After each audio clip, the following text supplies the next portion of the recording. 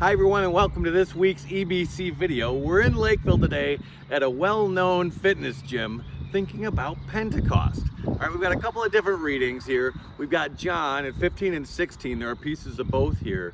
But then we also are going to be thinking a little bit about Acts 2, because that's the story that we all know about Pentecost.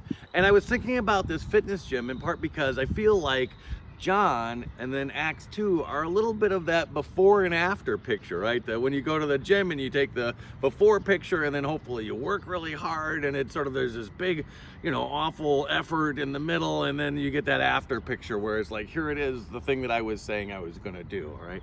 And this actually is sort of what's happening between John and Acts here, okay?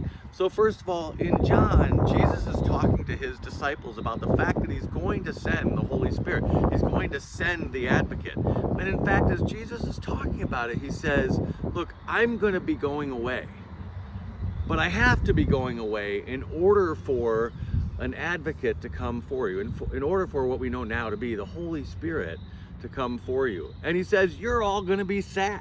Right? And it was sort of just making me think a little bit about that effort that you put in when you first get started with that workout regimen, and it's just not very good, and you're going to be sad. And Jesus is admitting that, like, look, I'm leaving.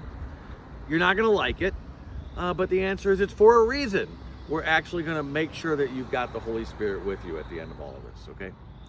And then what winds up happening is, of course, we get to Pentecost, and we've got that after picture.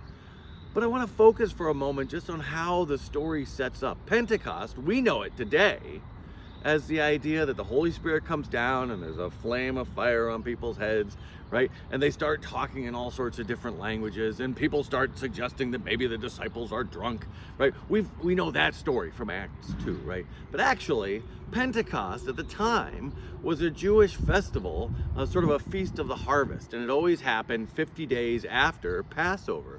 And so when the disciples have gathered, they're in Jerusalem, and there's all sorts of people in Jerusalem because everyone is gathered at that moment for Pentecost.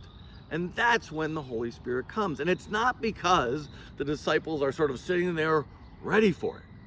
It's because instead of planning and working and, doing the working out every day type of thing, they're all in one place, and then suddenly there's a rush of wind, and then there's the flame, and they see that demonstrable moment where the Holy Spirit is upon them, and they start talking in different tongues, and everyone can hear them, right? And it's meant to be a miracle. It's meant to help demonstrate that the Holy Spirit is there working, but it's also a really neat piece of symbolism for what it means for us to be filled with the Holy Spirit.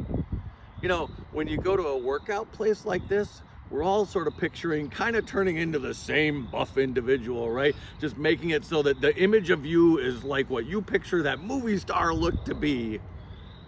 And that's not what's happening on Pentecost, right? When you look in the mirror in a place like this, you're trying to make yourself into the ideal. What God is doing when he fills you with the Holy Spirit is giving you what you need. The different thing than everybody else, it is the Holy Spirit that you need on that day.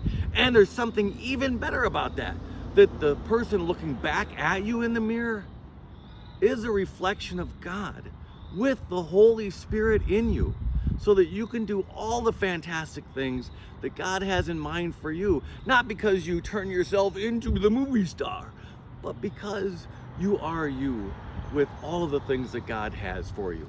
Everyone, have a great week.